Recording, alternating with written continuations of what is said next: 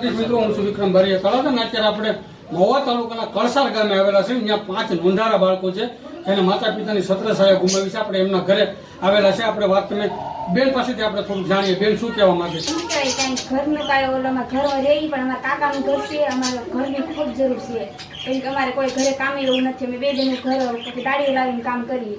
ઘરનું ઘર ગુજારા અકાળીએ કેમ કે અમારે બેન સિલાઈ આવડે છે પણ અમારે કઈ મશીન છે નહીં. મશીન છે નહીં. તો આપણે દાતાઓને નમ્ર વિનંતી કરી કે બેનને ઓટો સિલાઈ મશીનની જરૂર છે તો ઓટો સિલાઈ મશીનનું દાન કરવા નમ્ર વિનંતી. સાથે સાથે આ 5 નોંધારા બાળકો ના જે ઘરમાં રહે છે એ ઘર તો એના કાકાનું ઘર છે. કારણ કે એના કાકાના ઘરમાં તો બધા 5 બાબુ અને કાકાના દીકરાને કોઈ હસવાઈ નથી રહેતા.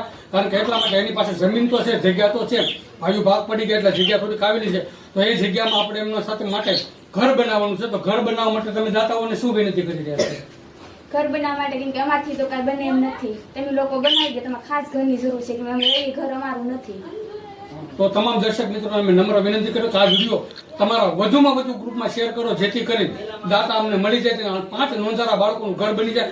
અત્યારે તો 2 બેન જ ઘરે છે. એક બેન અત્યારે દાડીએ ગઈ છે કારણ કે એક બેન ફરજિયાત દાડીએ જવું જ પડે. એક બેન દાડીએ ન જાય તો ઘર આખું બહુ મુશ્કેલ પડી જાય. ખાવા પીવામાં ખૂબ તકલીફ પડી રહી છે. તો સમસ્ત દાતાઓને અમે નમ્ર વિનંતી કરી કે તમે લોકો ફૂલી તો ફૂલી પાકડી મદદ કરતા રહો. જય હિન્દ, જય ભારત, જય દ્વારકાધીશ.